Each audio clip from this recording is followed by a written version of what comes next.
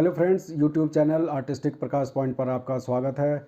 आज का टॉपिक है 6 लिम्स ऑफ इंडियन पेंटिंग या षडांगाज, यानी कि भारतीय चित्रकला के 6 अंग।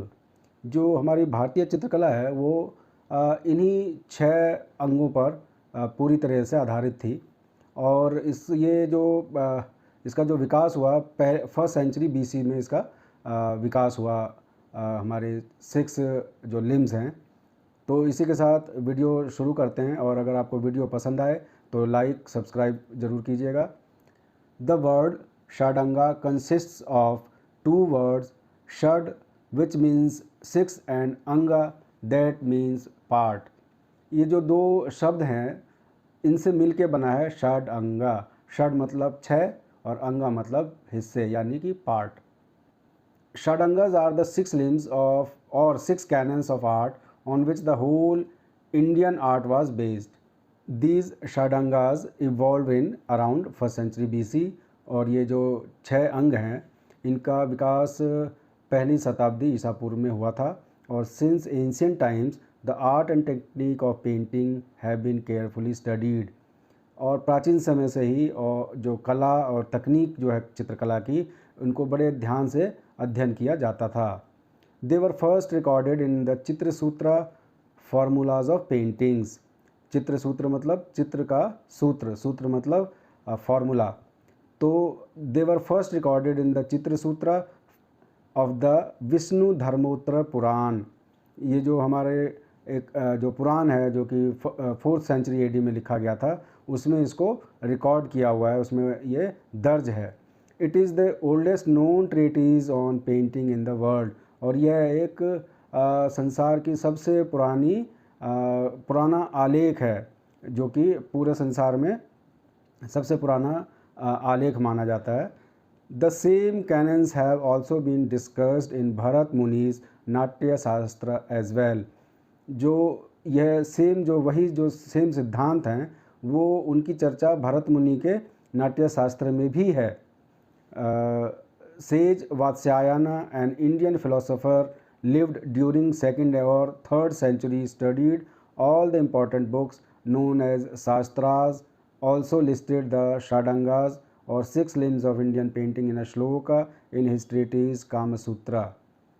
ऋषि वात्स्यायन ने, जो कि हमारे भारतीय दार्शनिक हैं, उन्होंने 2री और 3री शताब्दी के दौरान सभी जो हमारी महत्वपूर्ण पुस्तकें थीं, जो शास्त्र थे, उनका अध्ययन किया, और जो 6 लिम्स ऑफ पेंटिंग है या जो षडांगास है उसको सूचीबद्ध किया अपनी कामसूत्र जो आलेख है उसके अंदर।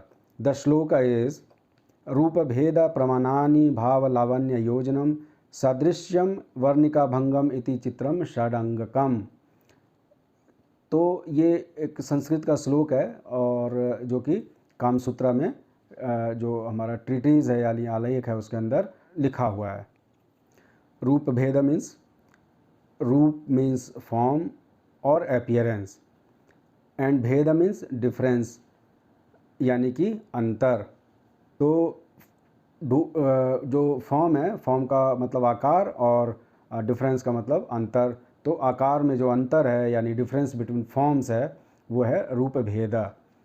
It is the capability to differentiate among the forms observed by an artist. ये कलाकार की जो क्षमता है, जो उसने दृश्य देखा है या जो उसने अवलोकन किया है, उसको वो दर्शाता है या उसको अंतर को बताता है। The observation of the form is visual as well as mental.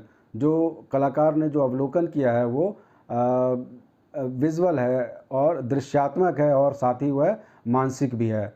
To create a painting an artist needs to study and practice rupa bheda to be able to see and depict things as they appear. पेंटिंग का निर्माण करने के लिए कलाकार को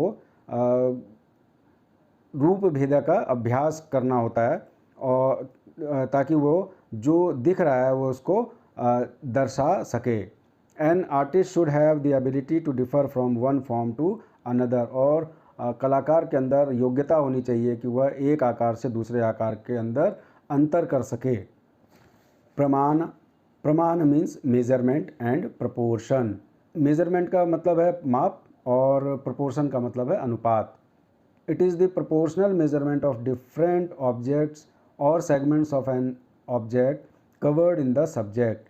यह जो हमारा विषय है उसमें जो वस्तुएं बनाई गई हैं या वस्तुओं के जो खंड हैं उनका आनुपातिक माप होता है ये प्रमाण। It teaches us the exact measurement and size of the object in proportionate manner. यह हमें आनुपातिक तरीके से वस्तु का सटीक माप को बताता है। This sense of proportion also extends to the way major figures are depicted by placing them at the centre and surrounding them with lesser figures in smaller size symbolizing their status with the main figures।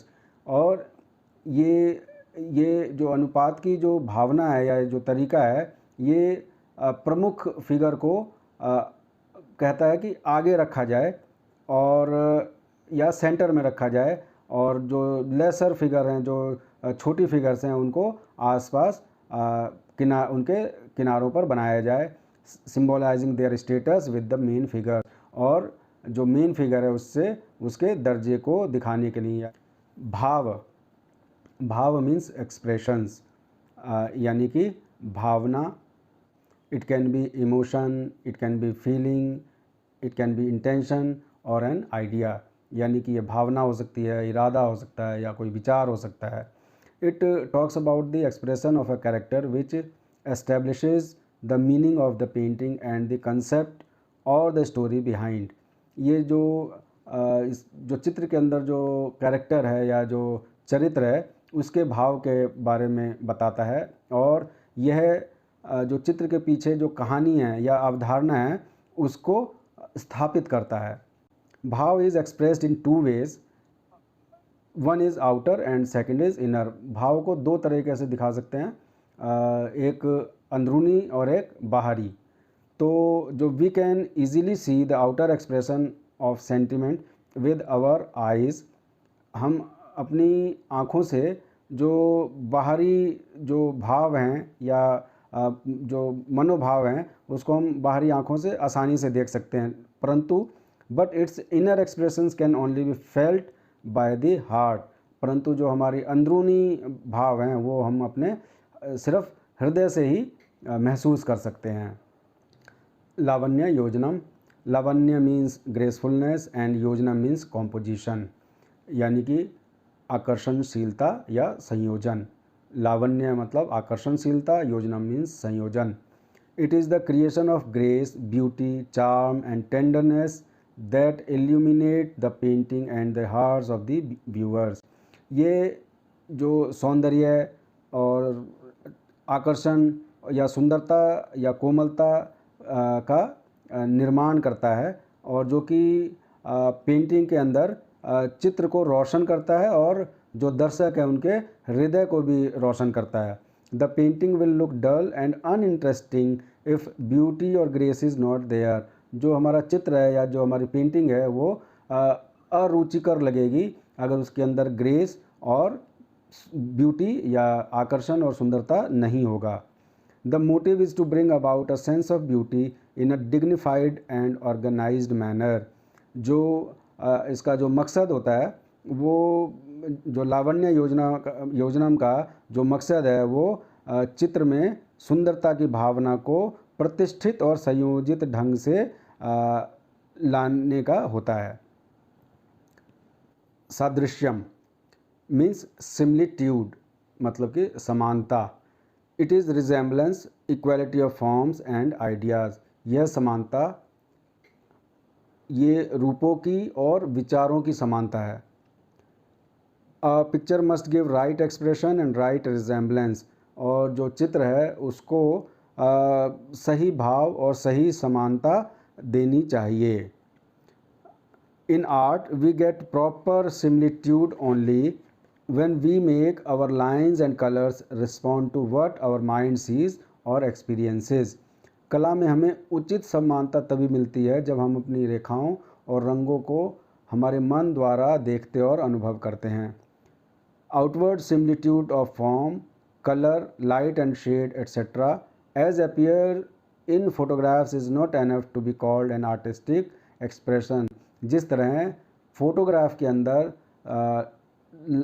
प्रकाश छाया दिखाई देती है या रंग दिखाई देते हैं, वो एक कलात्मक अभिव्यक्ति कहलाने के योग्य नहीं होती। वर्णिका भंग, वर्ण मतलब कलर और भंग मतलब variation, colour variation. It is the magical और आर्टिस्टिक यूज़ ऑफ कलर्स। ये एक जादुई और कलात्मक रंगों के इस्तेमाल है। Better combination of colours makes a painting attractive and perfect. जो बढ़िया अगर हम रंगों का इस्तेमाल करते हैं तो बढ़िया, आकर्षक और परफेक्ट पेंटिंग बनती है।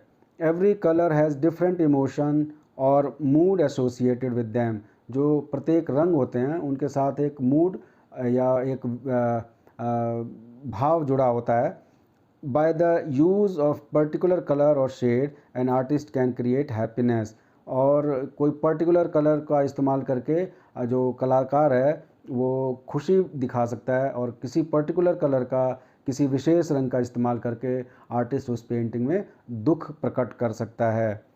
फ्रेंड्स, अगर आपको वीडियो पसंद आए तो चैनल को सब्सक्राइब कर लें और बेल आइकन को हिट कर लें ताकि आने वाली वीडियो आपसे मिस ना हो। धन्यवाद।